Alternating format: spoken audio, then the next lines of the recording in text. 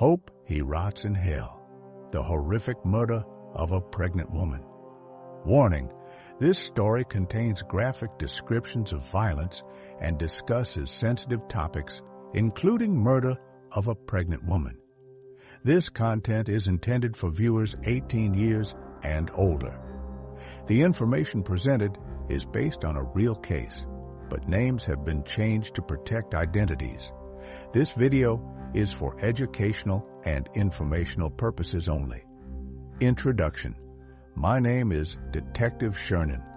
For over 2 decades, I've specialized in unraveling the most perplexing and disturbing criminal cases, the ones that keep other investigators up at night. The case I'm about to share with you isn't just another file on my desk. It's one that has haunted me since the moment I first read the details. January the 2nd, 2011, while most people were still basking in the afterglow of New Year's celebrations, making promises about fresh starts and new beginnings, I received a call about a case that would become one of the most disturbing investigations of my career. A pregnant woman brutally murdered in her own home, with her unborn child just weeks away from entering this world taken alongside her. What makes this case particularly chilling isn't just the heinous nature of the crime, but the identity of the perpetrator. Sometimes the monsters we fear most aren't strangers lurking in shadows. They're the people sleeping beside us, sharing our meals, and promising to love us forever. As I take you through this investigation, I want you to imagine yourself in this situation, not just as an observer, but as someone trying to piece together the clues. Would you see the warning signs? Would you notice the inconsistencies?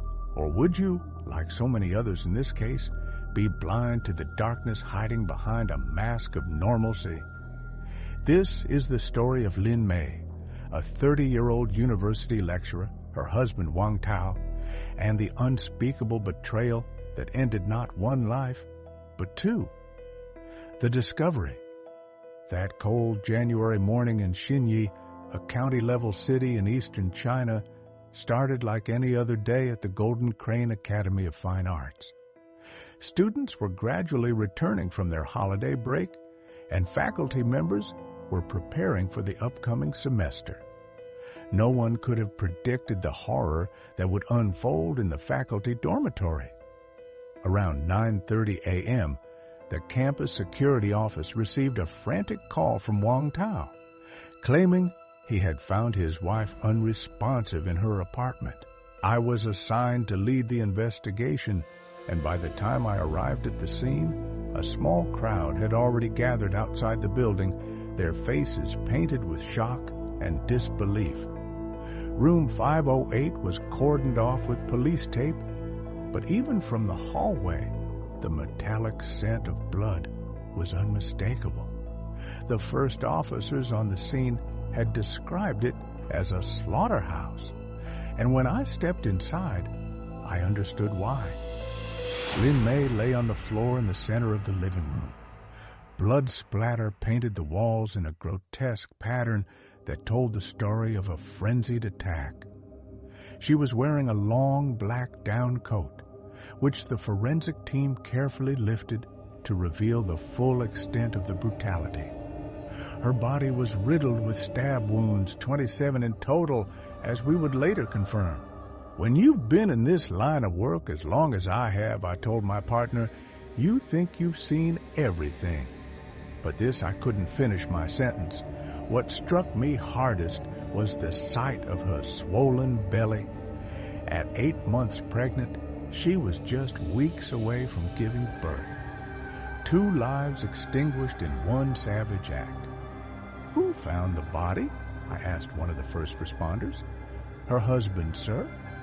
Wang Tao.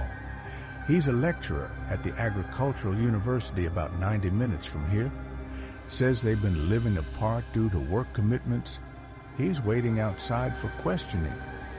I nodded. making a mental note to examine this detail more closely. Living apart from your heavily pregnant wife seemed unusual, but not unheard of, especially in academic circles where career often takes precedence. What puzzled me immediately about the crime scene was its orderliness. Despite the bloody nature of the attack, nothing in the apartment appeared to be disturbed. No signs of forced entry, no indications of a struggle, no drawers ransacked or valuables missing. It was as if Lin Mei had willingly opened the door to her killer, perhaps even welcomed them in. Time of death? I asked the forensic examiner who was crouched beside the body. Preliminary estimate is between 7 and 9 p.m. yesterday, January 1st. We'll narrow it down further after the autopsy. As I surveyed the room, several questions immediately formed in my mind. Why would anyone target a pregnant woman with such ferocity? The nature of the wounds suggested a crime of passion, yet the lack of disturbance in the apartment indicated premeditation. These contradictions would prove to be the first of many in this baffling case.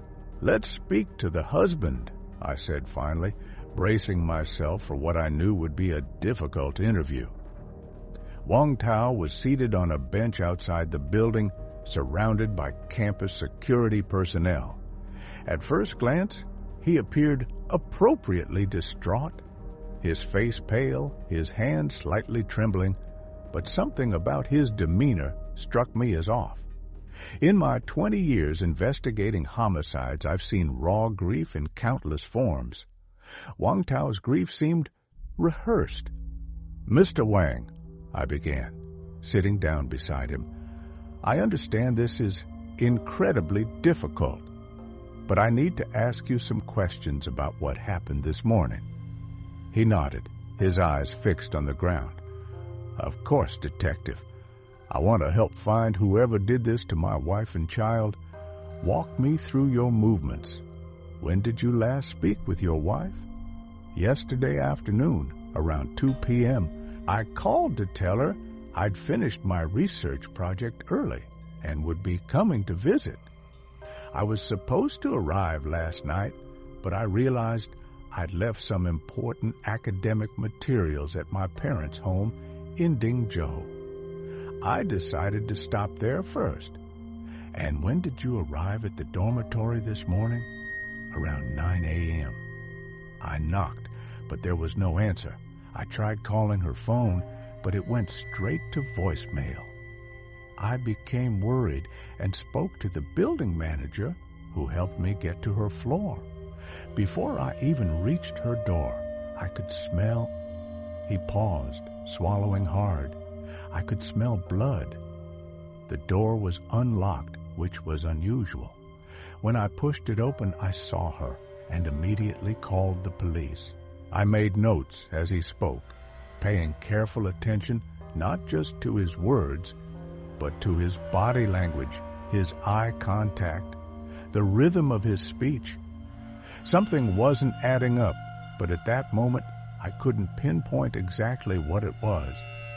"Mr. Wang, do you know of anyone who might want to harm your wife? Any conflicts at work, personal disputes, threats?" He shook his head firmly. "No, Detective. Lin Mei was beloved by everyone. Her students adored her. Her colleagues respected her. She was gentle, kind. She avoided conflict at all costs." As our conversation continued, Wang Tao painted a picture of a perfect marriage, a cherished wife, and eager anticipation of their first child. Yet beneath his carefully constructed narrative, I sensed something was being deliberately concealed. Little did I know then how deep this deception ran, or how long it would take to unravel the truth behind Lin Mei's murder. The investigation begins. After speaking with Wang Tao, I assembled my investigative team at the station to establish our approach.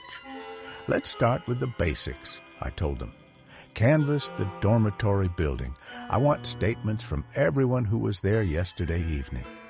Check if anyone heard unusual sounds, saw unfamiliar faces, or noticed anything out of the ordinary.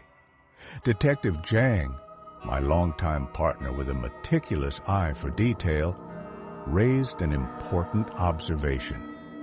The victim was 8 months pregnant. Movement would have been difficult, and she would have been cautious about opening the door to strangers. Exactly, I agreed, which strongly suggests she knew her attacker. Let's examine her phone records and social media accounts. I want to know who she communicated with in the 24 hours before her death. Meanwhile, I assigned 2 officers to verify Wang Tao's alibi. His story about visiting his parents' home in Dingzhou seemed plausible on the surface, but something about it nagged at me. Why would someone walk 3 miles from the train station to their village home rather than take local transportation, especially when they were supposedly in a hurry to return to their pregnant wife? By late afternoon, we had our first significant development. Lin Mei's mother, Chu Yulan, arrived at the station, her face drawn with grief, but her eyes sharp with determination. Despite her obvious emotional distress, she provided crucial information that shifted the trajectory of our investigation. "Detective Sherman," she began, her voice breaking slightly, "I saw my daughter at noon on January 1st. I brought my niece to help care for Mei in her final weeks of pregnancy, since Wang Tao was always too busy with his research to be there for her." I leaned forward, noting the undercurrent of resentment in her voice when she mentioned her son-in-law. "And how was your daughter when you saw her? Did she seem worried about anything?" Chu Yulan shook her head. "She was excited about the baby. I had brought some newborn clothes and we were discussing names. She seemed perfectly happy." She paused, then continued, "But something strange happened. Around 2 p.m., Wang Tao called and said he had finished his work and would be coming to Shinli that evening. Since he would be there to take care of Mei, I decided to take my niece home to luncheon." "Did that surprise you?" I asked. "His sudden availability?" "Yes, actually. He had been claiming for weeks that his research project would keep him occupied through the new year. Then suddenly, he was free. What she told me next was even more troubling. Later that evening, around 7 p.m., I tried calling Mei several times, but her phone was turned off. Worried, I called Wang Tao, only to discover he was heading to his hometown in Dingzhou, not to Shinli, as he had told me earlier. This discrepancy caught my full attention. "Did you ask him about this change of plans?" She nodded vigorously. "He claimed he needed to retrieve some academic materials from home. It made no sense to me. Why would he suddenly change his plans without telling Mei?" She was expecting him that evening. After Chu Yulan left, I shared this information with my team. "We have our first significant inconsistency," I told them. Wang Tao told Lin Mei's mother he was coming to Shinli, but then changed course to Dingzhou without explanation. I want his movements tracked minute by minute for all of January 1st. Detective Zhang had been reviewing the building's security footage and made a discovery that would prove critical. "Sir, there's something odd in the footage from yesterday evening. A woman in a long black down coat entered the building at approximately 6:30 p.m. She was wearing high heels, but walking strangely unsteady, almost awkward. I reviewed the blurry footage myself. The figure was indeed moving in an unusual manner, drawing my attention immediately. "Is there any footage of this person leaving the building?" Zhang shook his head. "No, sir. That's another oddity.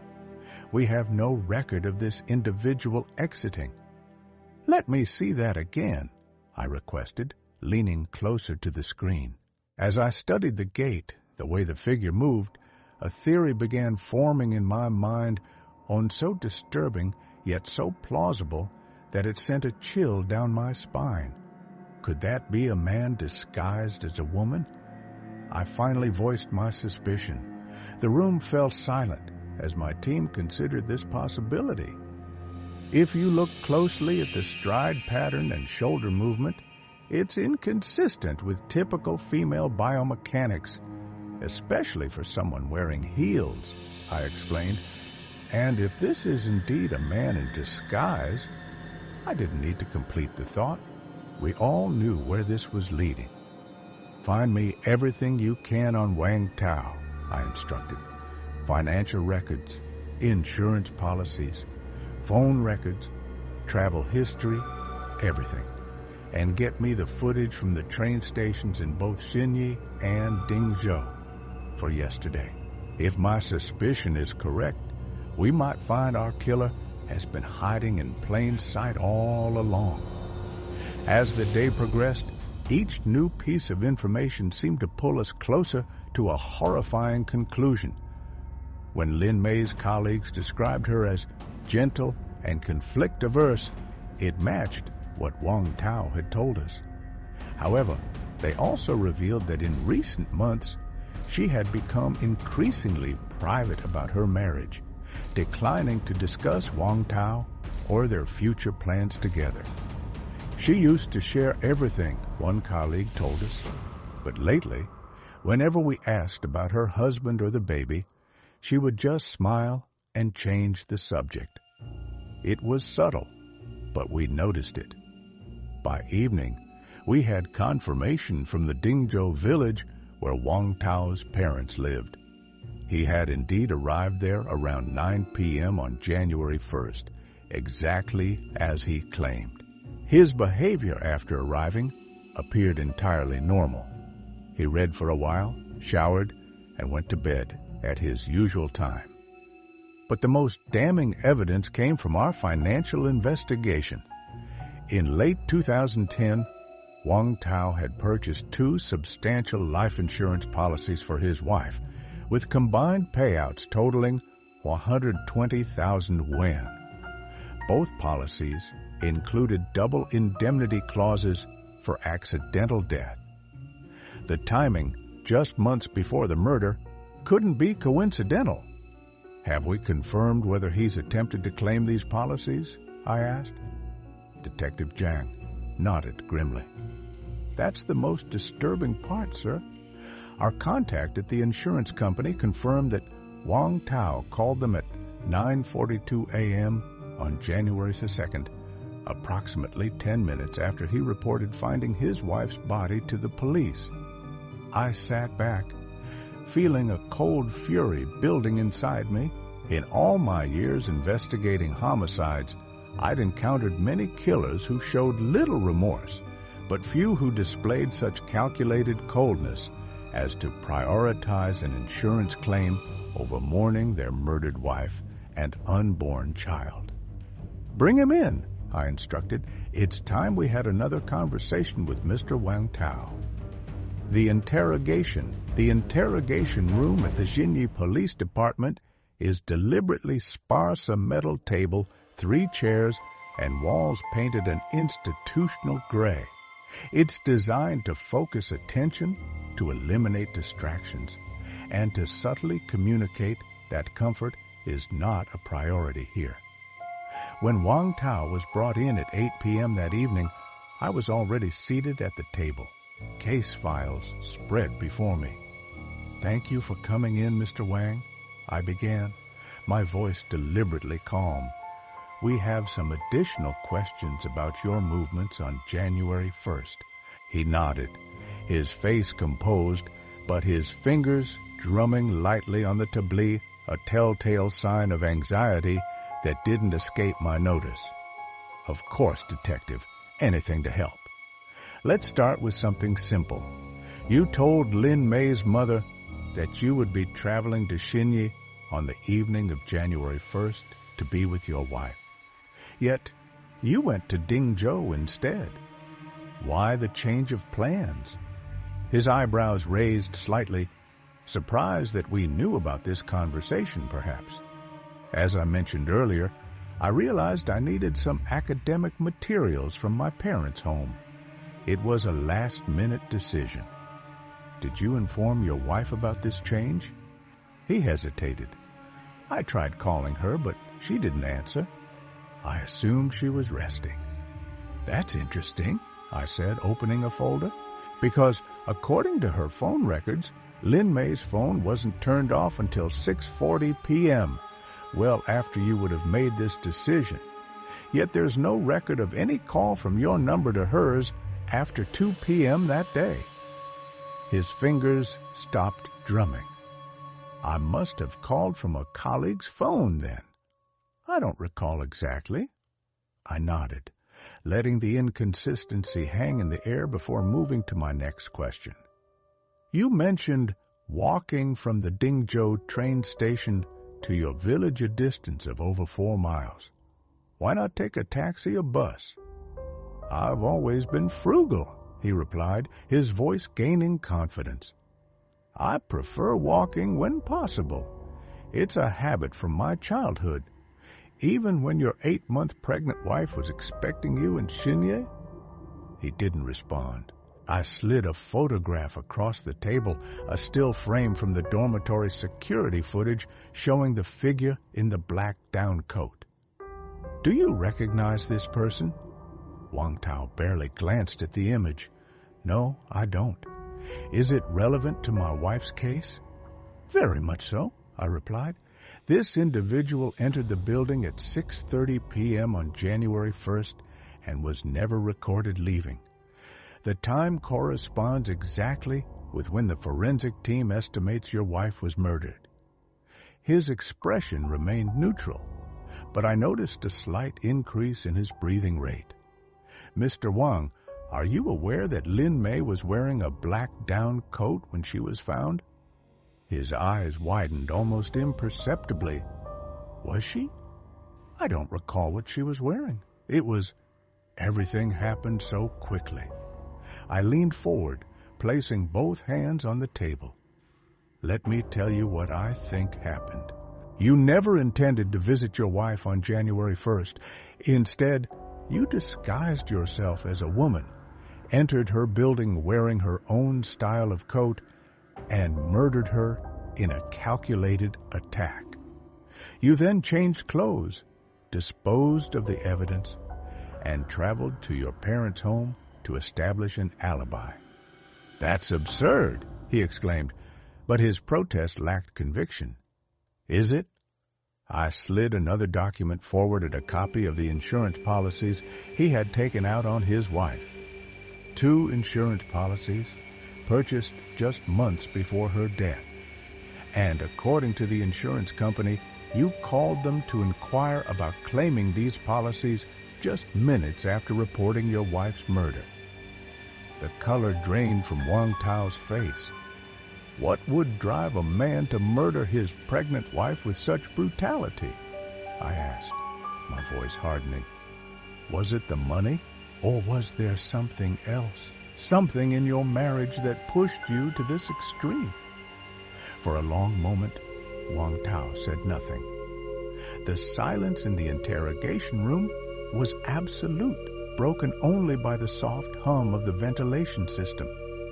When he finally spoke, his voice had changed completely flatter, emptier, as if a mask had finally dropped. You don't understand what it was like, he began. The pressure, the demands, the constant belittling. Everyone saw Lin Mei as this perfect, gentle woman, but at home, she was different. She controlled everything, our finances, our future plans, even my career decisions. So you murdered her? I challenged. Instead of divorcing her or working through your problems, you chose to stab her 27 times? His eyes met mine, and I was chilled by the emptiness I saw there. I couldn't divorce her. Do you know what that would have done to my reputation? I would have been a failure, a joke, and she knew it. She used it against me. Tell me what happened on January 1st, I prompted, knowing we were finally approaching the truth. He sighed, his shoulders slumping. It wasn't supposed to be like that. Originally, I planned to take her to the campus stadium, somewhere isolated, and make it look like a random attack. But there were too many people there that day. I felt my stomach turn at the cold calculation in his voice. So you came up with an alternative plan. He nodded slowly. I prepared carefully. I bought women's clothing, a wig, fake breasts. I knew the security cameras in her building were poor quality.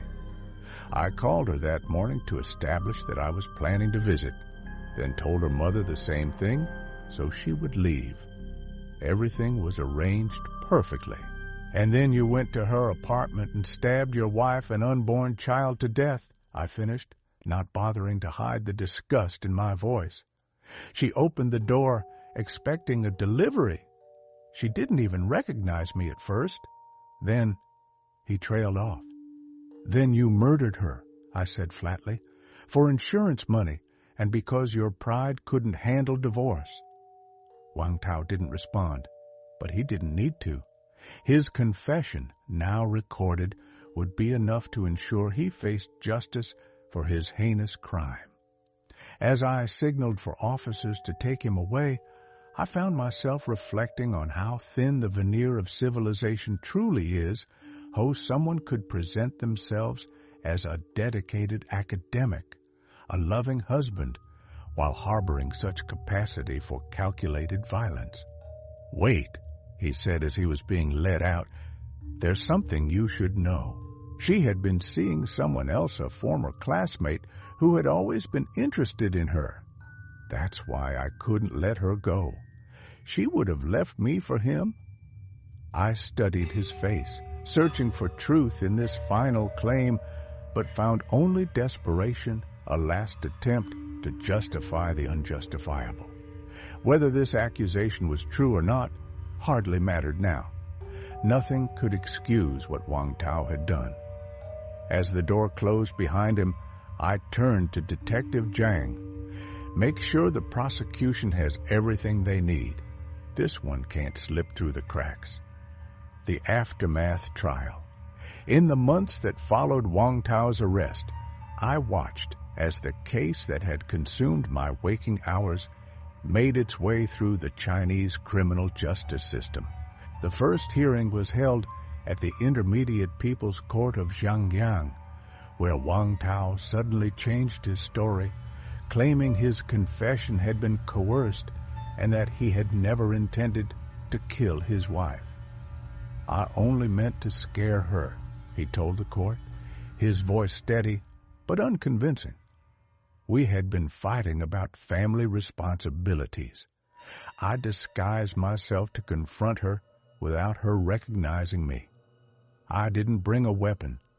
I found the knife in her kitchen during our argument.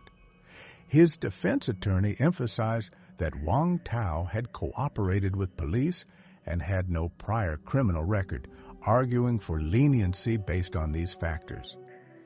To my dismay, the court initially seemed receptive to these arguments, sentencing Wang Tao to death with a 2-year reprieve sentence that would likely be commuted to life imprisonment after 2 years of good behavior. Chu Yulan, Lin Mei's mother, was devastated by this outcome. Is this justice? She asked me after the verdict, her eyes hollow with grief. My daughter and grandchild were butchered, and he might someday walk free? I shared her frustration.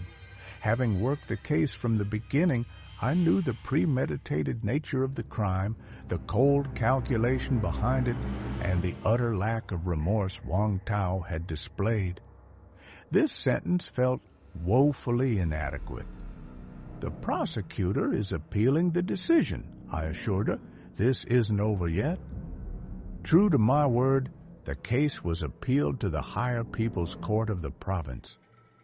During the appeal process, our investigative team worked tirelessly to gather additional evidence that would demonstrate the full extent of Wang Tao's premeditation and cruelty. We discovered that he had researched methods of disguise online for weeks before the murder. We found receipts for the women's clothing and wig he had purchased in another city to avoid detection.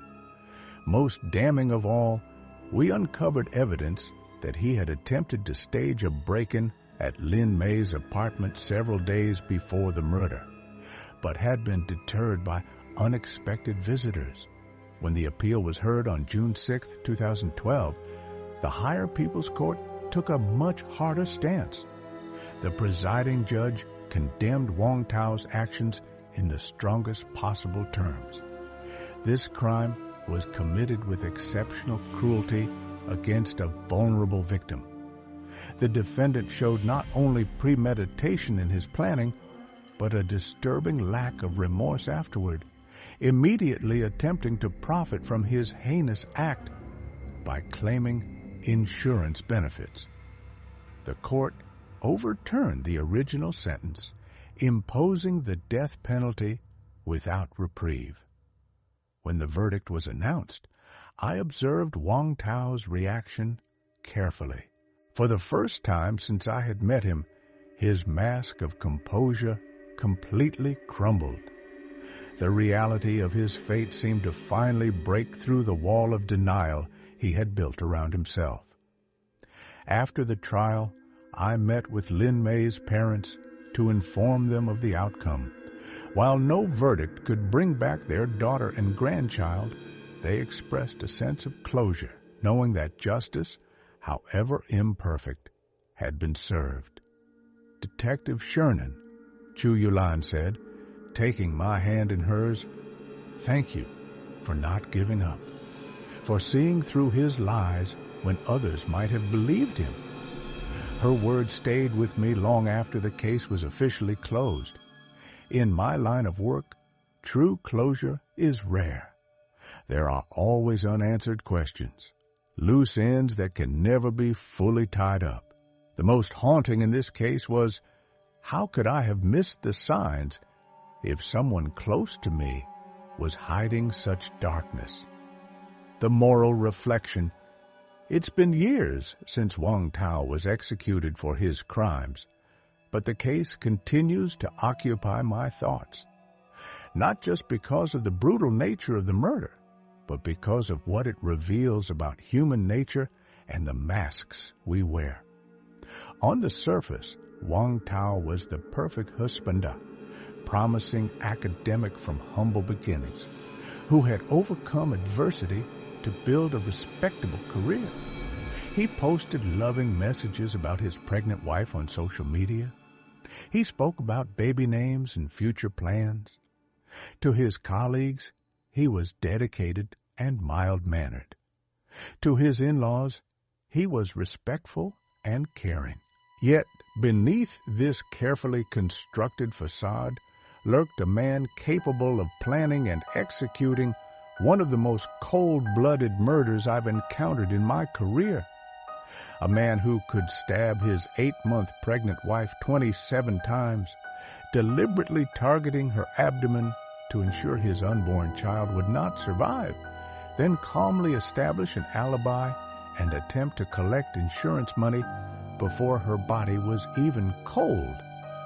The disconnect is staggering and serves as a chilling reminder that sometimes the most dangerous predators are those hiding in plain sight, wearing the mask of normalcy so convincingly that even those closest to them cannot see what lies beneath. When I reflect on this case, I'm struck by how easy it is for us to accept the version of reality that others present to us. Lin Mei's colleagues saw a happy mother Tobe. Her parents saw a daughter in a stable marriage. Wang Tao's academic peers saw a promising researcher with a bright future. None of them glimpsed the darkness beneath the surface until it was too late. If there's a lesson to be learned from this tragedy, and I believe there must be, or cases like this become too unbearable to contemplate. It's about the importance of genuine connection and communication in our relationships. The superficial interactions that characterized Wang Tao and Lin Mei's marriage in its final months allowed resentments to fester unseen, grievances to grow unchecked, until they erupted in violence. I often wonder if someone had really seen Wang Tao, truly seen him, beyond the mask he presented to the world, could this tragedy have been prevented? If Lin Mei had confided her marital troubles to someone who recognized the danger signs, might she and her child still be alive today? These questions have no satisfying answers, but they remind me of the vital importance of looking beyond surfaces in both my professional and personal life. They remind me that sometimes the most crucial evidence isn't what's visible, but what's being deliberately concealed. If you're watching this and find yourself in a relationship where something feels wrong, where there's a disconnect between what you're being shown and what your instincts are telling you, please don't ignore that feeling. Reach out to someone you trust. Seek help. The masks people wear can be convincingly crafted, but they almost always have cracks if you know where to look. And if you're a friend or family member who senses something amiss in a loved one's relationship, don't be afraid to ask difficult questions, to offer support without judgment, to create a space where painful truths can be safely shared. Your attentiveness, your willingness to see beyond the surface, might literally save a life. The case of Lin Mei and Wang Tao is now closed in the legal sense, but its lessons continue to inform my work every day. It reminds me that evil often doesn't announce itself with fanfare. It slips in quietly, wearing familiar faces, speaking reassuring words. Our best defense is to remain vigilant, to nurture genuine connections, and to have the courage to look beneath the masks people present to the world. As I close this case file for the final time, I'm reminded of why I became a detective in the first place. Not just to bring criminals to justice after the fact, but to hopefully prevent future tragedies by sharing the hard lessons learned from cases like this one. If just one person watching this recognizes warning signs in their own life or the life of someone they care about, then sharing Lin Mei's story will have been worthwhile. Conclusion. As we come to the end of this case, I want to thank you for joining me on this difficult journey. Cases like Lin Mei's are never easy to investigate or to recount, but they serve as powerful reminders of why the work we do matters. If you found this case analysis valuable or thought-provoking, please consider subscribing to my channel for more in-depth examinations of complex criminal cases. Each case has its own unique lessons to teach us about human behavior, investigative techniques, and the darker aspects of society that we often prefer not to acknowledge. I'd also like to ask you to share this video with others who might benefit from its insights, not to sensationalize tragedy, but to help spread awareness about the often invisible warning signs that precede domestic violence. Education and awareness are powerful tools in preventing future tragedies. Remember, the most dangerous threats aren't always strangers or obvious villains. They can be the people closest to us, hiding behind masks of normalcy and respectability. Trust your instincts, value genuine communication in your relationships, and never hesitate to seek help if something feels wrong. This is Detective Sherman, signing off until next time. Stay safe, stay vigilant, and remember, the truth, however painful, is always worth pursuing. Bye.